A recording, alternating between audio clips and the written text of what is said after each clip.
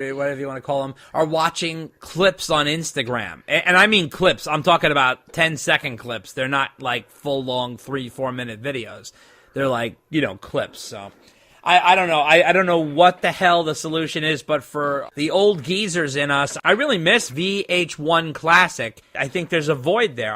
I really would have kept, I would have had a channel called MTV Classic and had all that stuff, and then have a VH1 Classic, and you could still keep the MTV that you have now if you want, but I don't know. It's all dumb reality shows. So anyway, on to letter number 2. This letter is forever, but I'm going to parse it down because Dave is cracking my ass on these letters. So that's right. You guys, that's right. Tighten it up. That's Tighten right. it up. That's right. Dave is telling me to tighten it up. So you guys, when you write in the letters, short and sweet, kind of like Dave's cock. So anyway, you see how I did that? I'm kidding. So letter number 2 comes from Tim Millard from Australia, and he says, "Hey, Tim from Sydney, Australia here, and I am a massive VH fan since I was 14 when I first heard 1984. And then he goes on a long ways, but he wants to, he breaks a little ass here, Dave. He says, your constant questioning about the Van Halen legacy, please give it up. It's quite simple. Their inactivity and lack of respect to their fans over the last 20 years has hurt their legacy. I look at their 40 years as an NFL game. The first quarter is 1976 to 1985, the Roth era. Brilliant, outstanding. Second quarter, say it's 1986 to 1995, Hagar era. Great. Third and fourth quarter, say, is 1996 to 2018. Generally speaking, nothing at all, and a total disrespect to the fans."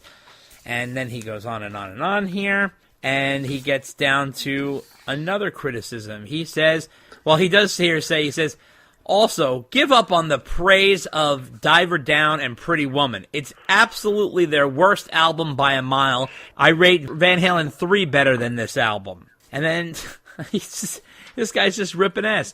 And then he says here, "We all love the Dave era, and I do agree with some of your critical points of the Hagar era, but I think you guys go too far on the bashing of the Hagar era. We all agree Hagar is no Roth and Roth is no Hagar. I think some of your critical points, such as a review of Live Right Here Right Now album and Sammy's re-recording, are too harsh, as you infer Sammy is responsible for it, which he isn't. I'm sure the responsibility of this would have been Ed and the management." And he says, "We actually need to thank Sammy for his presence, as if it wasn't for Sammy, you wouldn't have a news segment in your podcast every month." Wow, Well, that's true. Yeah, he's got in a lot of ways, that's true. Well, there's been news. There's been news. All right, so anyway, he goes on and on here. Tim, it's really long. I'm sorry, but I got some of your points in there, but he was just breaking ass there. So, all right, I'm going to address that. First of all, I want to say that, yes, as Americans, we like to ramble. And we like to drive the point home on the different things that we talk about. Look, these are our opinions, and this is our podcast, and these are the opinions we have on different things. I'm sorry if you think we were too hard on Sam, and I really don't think we are. We look at Sam as a separate era. We just don't think it's Van Halen. We just think it should have been called a different band. And also, in regards to your football analogy, I look at it a little differently. I like your football analogy, but I think it's more like this. The first quarter is Van Halen 1, 2, and Women and Children first. Okay, the second quarter is Fair Warning, Diver Down in 1984. Okay, so you're doing great, and you're going into halftime, and you come back out. You do, third quarter would be 5150, OU 812, the Fuck album, and Balance. Okay, and third quarter, you're continuing to do well. And then the fourth quarter, you shit the bed. You got Van Halen 3, and then you're putting out greatest hits and a best of both worlds, and a different kind of truth, which is a bright spot in the fourth quarter there. So, to say nothing happened between 1996 and 2008, I think is not fair. Then we had the Van Halen 3 album and tour, the Best of Both Worlds, and Greatest Hits. There was a tour behind Best of Both Worlds. Then you had the Dave Reunion Tour, a Different Kind of Truth album and tour. And you also had the live album and a tour behind that. So I think that's unfair to say. I think Van Halen's giving us a lot there. You know, I think the Dave era will never be wiped away.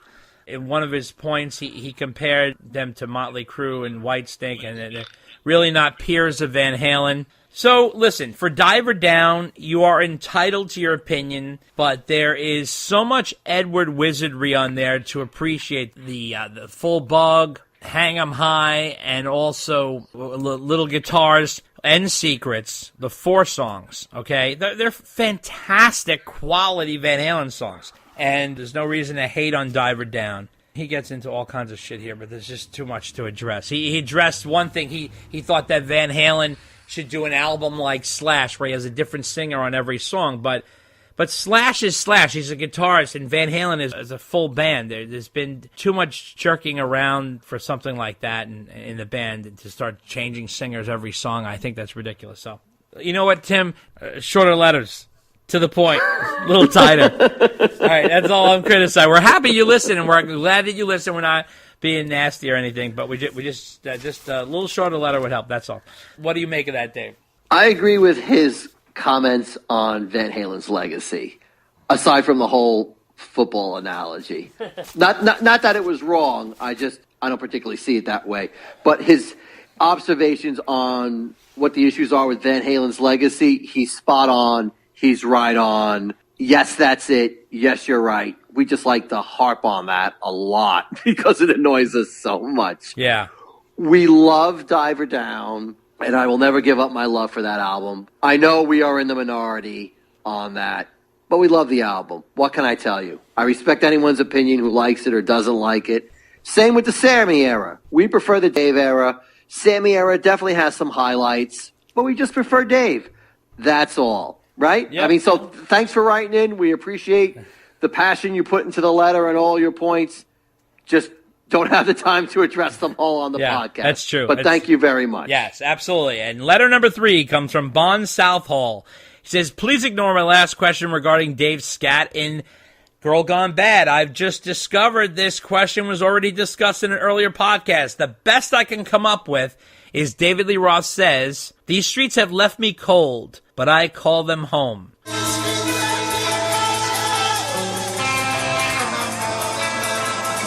Anyway, I have another question for you both. What song do you consider Van Halen with Dave to be their weakest? This doesn't include instrumentals or Happy Trails, etc. My picks are Hang 'em High and Trouble with Never. What are yours? Love you, Dave's Never Shave. Bon Southall. Well, for me, I gotta go with Loss of Control because it's underdeveloped, it sounds rushed, and it's a little bit of filler for me. I'm not against the song, but it's kind of hard pressed for me to grab one. But that would be mine. What about you, Dave? You're not the only one who thinks that, by the way. Okay, that's lower on the list of a few fans. Okay, me, I picked You're No Good. Yeah, well, he's saying we're not allowed to choose that. Is that what he's saying? No, that's not what he said. Oh. Covers are allowed. All right. Covers are allowed. Okay. But, I mean, as a cover, first of all, I prefer Linda Ronstadt's version over theirs. Yeah, that's true, actually. But even though it's not a cover, it's there, it's typical. I mean, the other thing I always have in the back of my head is that they used Down in Flames kind of, sort of, to work into that song, and Down in Flames was a better song. Oh, yeah. And they kind of tried to water it down for You're No Good, and it just doesn't, after you hear You Really Got Me and what they can do with a cover, and then you hear You're No Good, it's like, you know what, that cover, it's not really so good. So that's where I am. That's great. Letter number 4 comes from Dave from Pittsburgh. He says, hey, Dave, which emulated for copyright purposes songs did they play in Eddie and Dave? Was it just Running with the Devil? Yeah, it was Running with the Devil, and I'm thinking it might have been like Everybody Wants Some a little bit, and like You Really Got Me a little bit. It was mainly like earlier stuff. I'm trying to think if there was, maybe like Jump. I think it was a little bit, something along those lines. But again, like they were like touching upon little things to give you the flavor, but obviously not the song because they could get in trouble. But that was no big deal. Letter number 5 comes from the Classic Rock Album by Album podcast. He says, hi, this is Chris from the Classic Rock Album by Album podcast. Thanks for breaking down all the latest rumors. You guys do it right. So we know there's a summer stadium tour coming, likely with a huge band, and possibly Michael Anthony back on board. I'm stoked. I think Wolfgang will slide over to guitar and let Eddie play keyboards. I think the stadium tour is going to be with Journey, who will have a reunion with Steve Perry coming in for a short set. I think it's not going to happen, but we love to get a Van Halen EP as well. It just doesn't seem likely at this point, but you never know. They could have ducked into the studio to provide a few tunes to rally around. Things are getting close. I can feel it. Chris from the Classic Rock Album by Album podcast. And Chris, I actually want to apologize to you because on the last letter of our last mailbag segment, I meant to list your podcast as one of the rock podcasts that I listened to. It was actually on my list, and I skipped it with my eye by accident because it was the last one we're doing, and I guess I had forgot. But I do listen to that podcast. It's a great podcast. They mention us from time to time, and they get a kick out of our show, and I enjoy theirs. So, yeah, I don't know, Chris, if this is going to happen. From what I'm getting from that Joe Rogan podcast, I feel like Dave is a little annoyed. I don't know. I think he's in a holding period. He doesn't quite know what's going on. Dave and I, discussing this off the air, we thought maybe, that they're not coming to terms as to what they want to do. I don't know. We don't know what's going on. What do you think, Dave? I love Chris's ideas. I don't know if they're going to happen.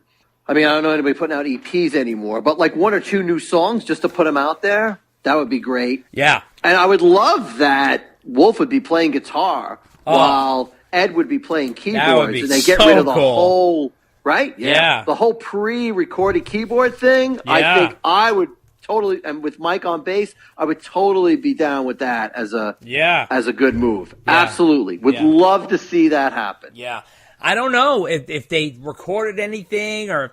Van Halen is so old school, I don't even know if they would release an EP, because an EP is sort of a modern thing to do, or a cup. It is? What? Yeah. An EP is like an old thing to do. Well, no, actually it's coming back, Dave. A lot of young bands are doing EPs now. The EPs are not like 5, 6 songs. They're like 3 songs. I mean... Oh, well, I was going to say, I know they're just releasing new songs and putting them out there. Yeah, but sometimes... I guess I wasn't realizing that they were putting them in like a collection. Sometimes they'll do that, collection. yeah. Sometimes they do that, yeah. It's just cheaper and quicker, and so it's like kind of a cut to the chase. Here are the 3 great cuts and that kind of thing. Gotcha. So also, letter number 6. Hey, Dave, just wanted to drop a line to say thanks for finally using fair use.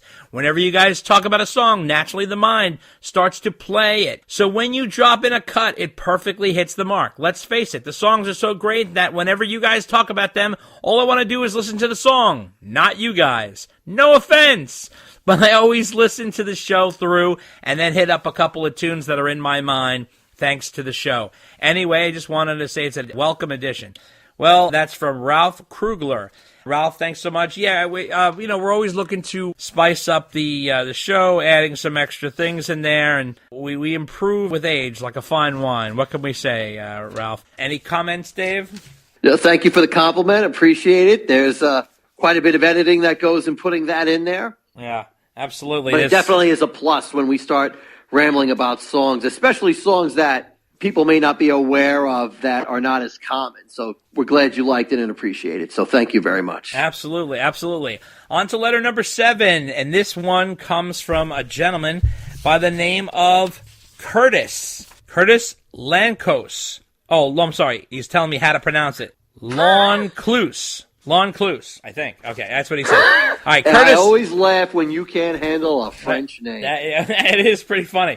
Curtis Launcluse, and he says, I just wanted to write you, let you know about a fun announcement. For the past couple of years, I've been involved in a very fun 80s event called 80s in the Sand, and it's been held at the Breathless Punta Cana Resort in the Dominican Republic. It was in November of 2017 and 2018, and they're going to hold it again this November, on November 2nd through the 9th in 2019. He co-hosts the 80s Trivia and 80s Music Bingo event with his partner in crime, DJ Dale Shoemaker. He says here there's big news for this year's lineup. That's Sammy Hagar, the Red Rocker himself, and The Circle with Jason Bonham, Johnson, and Michael Anthony will be performing at 80s in the Sand this year, along with Patti Smythe and Scandal, the Greg Kinn Band, John Waite, Glass Tiger, Modern English, Paul Young, Andy Bell of Erasure, Midge Ure of Ultravox, Lita Ford, Pretty Poison, Company B, Exposé, Shannon, Debbie Gibson,